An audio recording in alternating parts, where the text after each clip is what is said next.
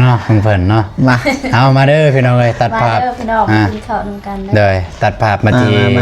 ข้าวกินเลยเจ้ากินก่อนเด้เจ้าของเด้สั้นๆบุกล้ากินเนี่ยโอ้เย็นบุอุ่นเนาะนะเมื่อลองแจวกันมาเด้อพี่น้องเลยคือไม่ใช่ตู้ห้อนครั้งแรกพี่น้องที่เป็นการห่วงคอครั้งแรกซีเมนต์นี่ยังคือบะหมี่ตรงเดิม มันก็บะหมี่นะเอามาเฮ็ดเปียกนะงานตัวนี้ประเด็นแมวกินแล้วแมวกินแมวขาวแมวขาวอยู่กลางนี่แหละแมวขาวแมวขาวดำจะเห็นป่ะฮะเห็นแมวหัวใหญ่เลยเบ็ดแมวกินข้าวได้แมวหัวใหญ่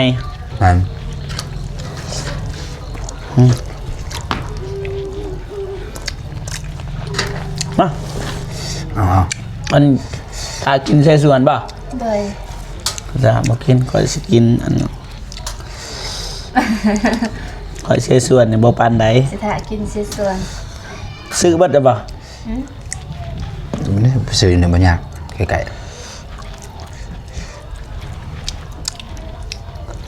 บ่ตื่นไปซื้อก่อนก็ได้เซฟบ่เจลเจลเซฟบ่ยังกล้าถามมั้ยก็บางวันเนี่ย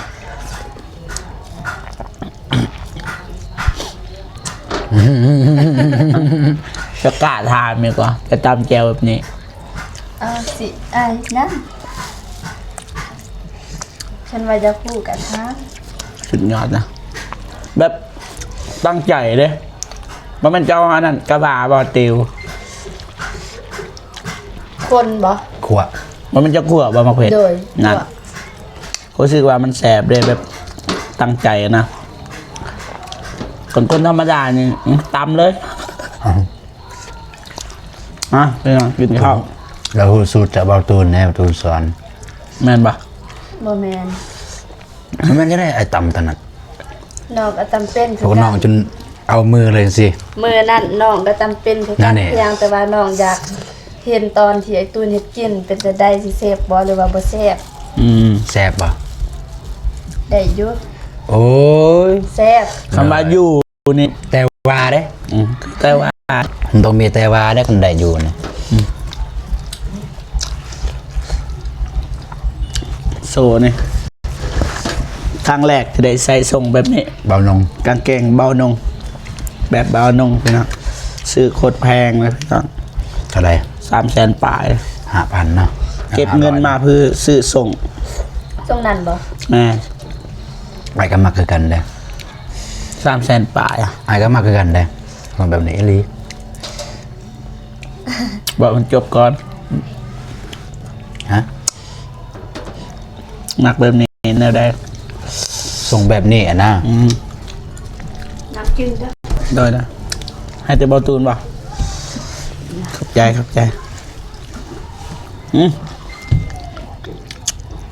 ลูกเลยกลางกระดูกนี่แหละปักคอค่ะตอนนั้นเอาเอินกระดูกเลยแต่ของเอาเดินกลางแซ่บน้ำแจวเนี่ยโอ้ยเนาะคักกินเจอตามแจวเฮ็ดขายได้เลยเฮ็ดใส่กล่องเลยลงTikTokขายมันขายบ่แพงกูซื้อจะซื้อป่ะกันที่ว่ามันแนวของเฮานะแบบในแบบของเฮานะมูก็การต่ำเด้มูก็จะซื้อแจวนะแจวบองแจวบองแจวน้องบองแจวน้องบองก็ได้ลองป่ะเฮ็ดแบนเฮ็ดขายจะไฟและซื้อนะอ้าวมูซื้อเฮายังสั่งซื้อน้ำเขาคือการต่ำเด้นี่คนชาวบ้านนี่ไปให้ไปนาเนี่ยคือการต่ำปุกแรกนะไอ้ซื้อปุกซองนะคอปุกสามเนี่ยตะคองเลยเห็ดไหมลองเห็ดบ้างแจวเลยเห็ดแบนในแจวนี่แซ่บ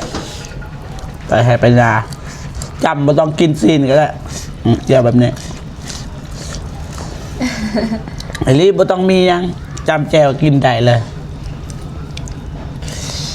ต้องเสือเลยพี่น้องครับปลาหมกเบิดเกรงใจ อืม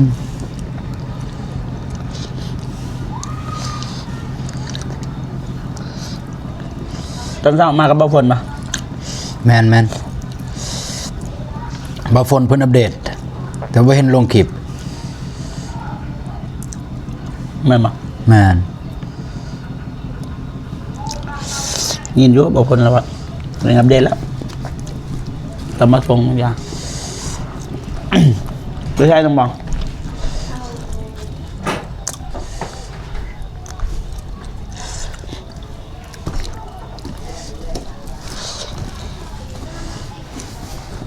เตะ3 บาทบอกเลยเจ๊เจ้าแสบสำนี่บอตูนเตะ3 บาทเขาก็บออกเขาจะกินเลยบัตรที่ออก เจ็บเลยบ่มวนเนาะบ่เจ็บมาทางนี้บ่อยากมาปันใดน้องบอกเบิ่งกล่องเนาะรู้สึกว่าบ่อยากมาทางนี้ถ่ายสิ นอนเรียนยัง มีเหตุผล มาขึ้นหยังรู้สึกว่ามีคนถามว่ามาเจ้ามาเฮ็ดหยัง เขาบ่เคยเห็นเด้ บ่แม่น มื้อนี้บ่ เฮารู้สึกนั่นน่ะมาเฮ็ดหยัง กะมาได้ มาได้เฮามาได้แต่ว่าเฮารู้สึกมาเฮ็ดหยัง บ่ต้องรู้สึกดอก บักอันนี้มาเฮ็ดหยังนะคือบางยานะ เบิ่งยัง สองคนนี่ซอยกันนี่ซอยกันเฮ็ดนะ เบิ่งยังยัน นั่นบ่วนเด้เวลาเฮาเว้าเนี่ยปานนั้นจะคุยเหตุผล โดย เลย นานเป็นว่าโดยก็โดย บัดเฮามาแล้วรู้สึกว่าพวกเจ้าเฮ็ดก็ซอยกันเฮ็ดซอยกันทำนะเฮารู้สึกว่าเฮามาเฮ็ดหยังวะเฮารู้สึกแบบนั้นจริงๆแล้วน้องตอนรับเฮาอยู่แล้ว แต่เฮารู้สึกว่ามากวนนะแบบนั้นนะคล้ายๆแบบนั้น เจ็บมันผิด ที่คิดไปเอง บ่แม่นห้องท่องอันนี้ในประตูนะ ฮะ บ่แม่นละ กินห้องทองก็ได้ บ่พ่อแม่เด้ นอนอยู่นามื้อ แล้วนอนทราย โดยเดือน นอน2 คนบ่อยู่นะ นอนกับป้ากับลุง อืม ซอยเพิ่นเกี่ยวข้าว อืมมาจะน้องบอกแล้วว่าจะกินหัว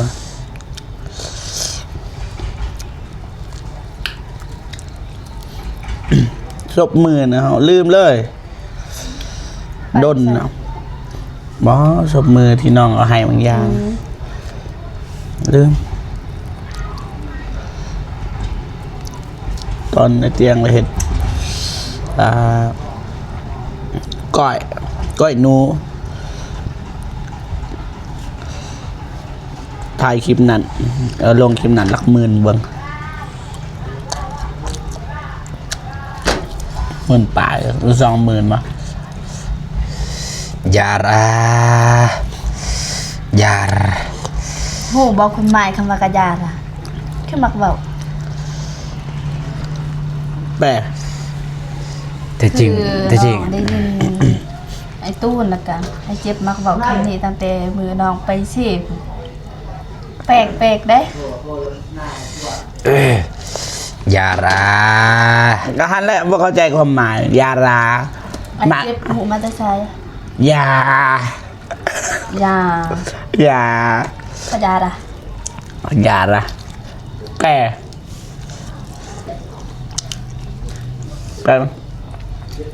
มันนอนเลยเวลาน้องขี้ขาดน้องมักจะแบบกะยาล่ะเวลาที่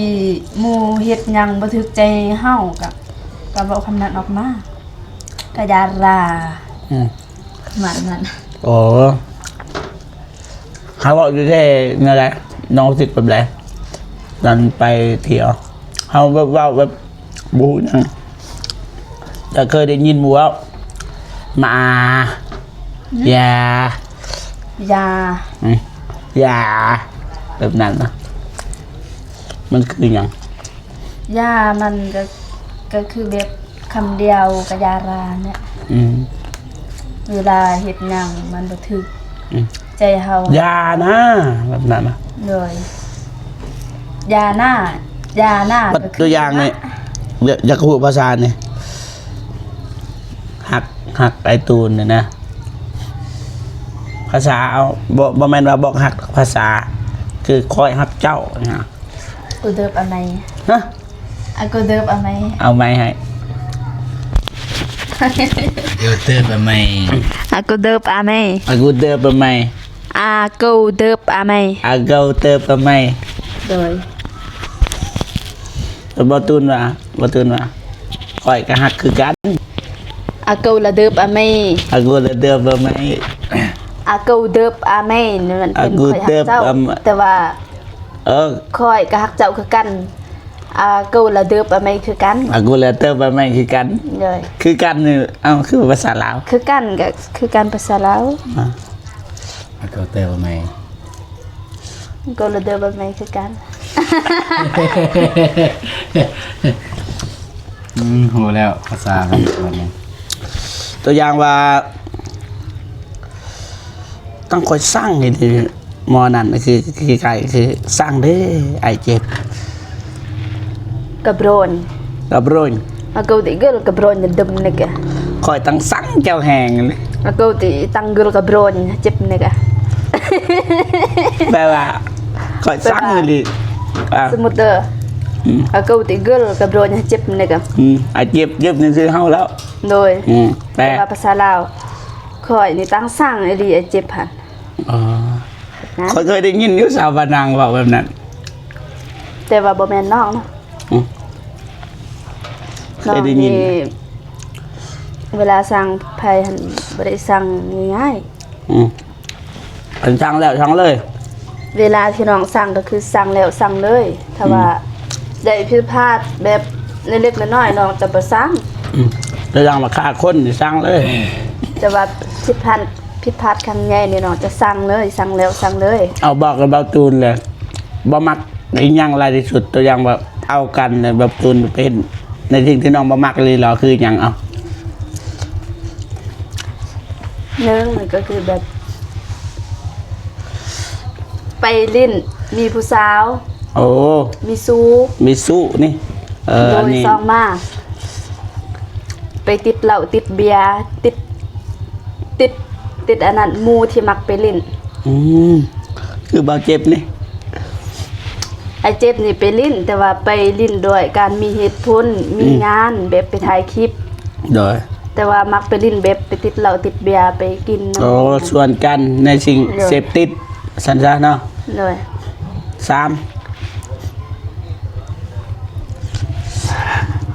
ว่า อันนึง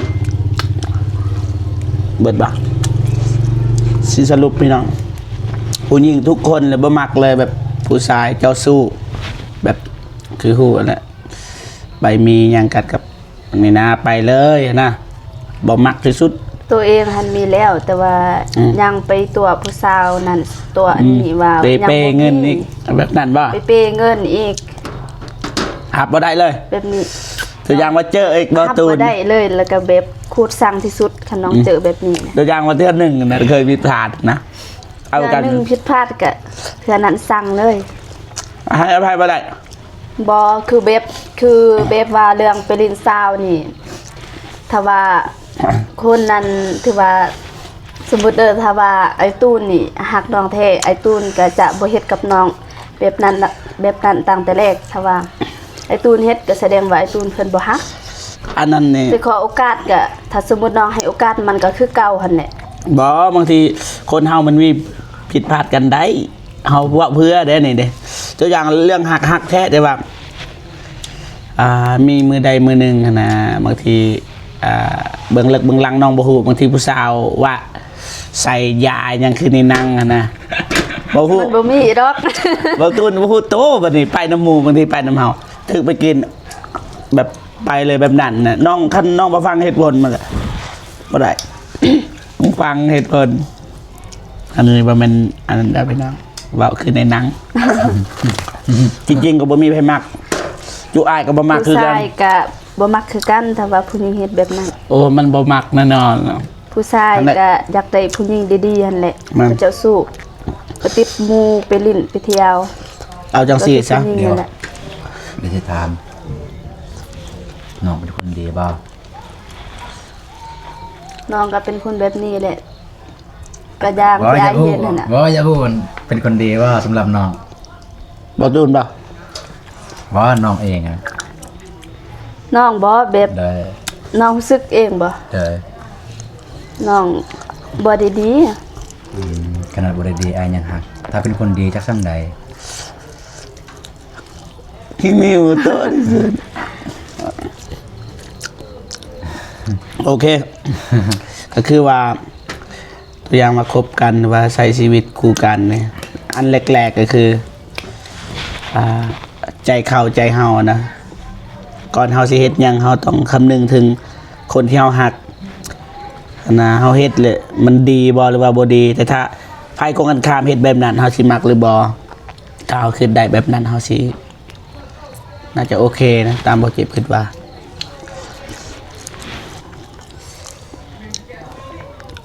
มีแต่สองอย่างนี่บ่มักแต่ว่า คัน เขา ว่าคันว่าบ่มักก็มีหลายอย่างบ่มัก แต่ว่าสิ่งที่น้อง หับบ่ได้ดีเหรอ สิ่งที่น้องรับบ่ได้อีหลีอีหลอแล้วก็ถ้าได้พอแล้วก็แบบคือสั่งที่สุดก็คือสองอย่างนั่น บ่เลิกแต่บ่เลิก เอาที่ผู้หญิงไทยเลยเบิ่งหนังนั่งกับจากชีวิตจริงแล้วสามมาเขาบ่มักคนขี้ตัวบ่มักที่สุดคนขี้ตัวนะแต่ก็เบาตูนก็โอเคอยู่แต่ว่าบางเครือก็ล็อกก็เล็กนะตามหานั้นแต่ว่าบ่เป็นหยังน่าจะโอเค คนขี้เล่นครับคนขี้เล่น เบาเจ็บนะบ่โอเคแล้วบ่ผ่านเอาเมียบ่ผ่าน บ่ผ่านแล้วได้ เฮ็ดให้แบบ ที่เพิ่งบ่ได้นะเฮานะบ่มีหยังเป็นหลักเป็นแรงแล้วนะแต่ละมื้อยังขอเงินแม่ใช้เอาเมียตายเลย ก็ได้ถ้าว่าผู้หญิงที่ไอ้เจ็บฮักเขาพร้อมที่จะสู้ไปนำกันก็ได้ คือเห็นเฮาได้ถ่ายคลิป เอาเวลาได้ไปสู่ชีวิตนำเจ้านำผู้สาว หัน วันนี้ เลย ครับ ถ้าว่าผู้สาวคนนั้นก็รับได้แบบที่จะตัดสินใจจะสู้เพื่อนำกัน อันนี้ได้ แต่ว่าผู้หญิงที่เขามาแล้วก็ไปเบิ่งสภาพ แบบนี้แบบบ่มีเวลาที่จะให้กัน คือไอ้เตียงนั่นแหละเห็นบ่ไอ้เตียงน้อยนักสิได้อยู่กับครอบครัว ไปเลย แม่น แต่ก็บ่ไปในทางที่บ่ดีบ่แม่น ก็ไปทางที่ดี แม่นแต่ว่าบ่ค่อยได้อยู่นะแบบนั้น เนาะ แต่ว่าไอ้เตียงก็ยังโอเคอยู่บัดมีรายได้ก็สิว่าก็ลื่นเฮาแน่เนาะไอ้ใหญ่มันบ่บ่ต้นก็พอได้เลี้ยงครอบครัวแล้วว่า แต่เฮานี่คือเฮานี่บ่มีหยังเลยเด้อันแหละเฮายังว่าเฮาบ่สามารถเอาเมียเลย ก็คอยสร้างไปนำกัน แม่นก็ค่อยสร้างไปนำกันแต่ว่า ก็คือเห็นนี่คือยูทูบเบอร์เฮานี่บ่ได้ น้องเข้าใจ ขออนุญาตจะกินข้าว เดิน สิ กินข้าว จ้าเอิ้น ไปเลยบ่เป็นหยังบ่เห็นไปแล้ว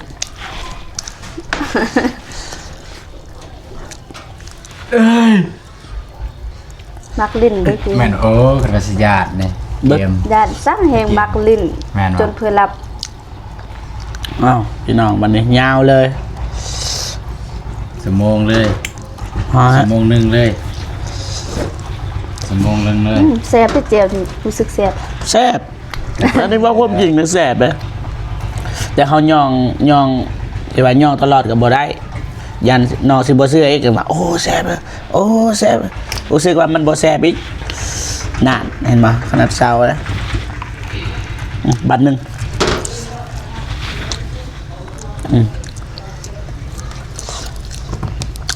เคพ่อพี่น้องเนาะบ่เจ็บก็สิจบคลิปก่อนเนาะกินข้าวเรียบร้อยหักแพงเบิดสุขูสุขคนพี่น้องเนาะขออนุญาตจบคลิปกันเด้อ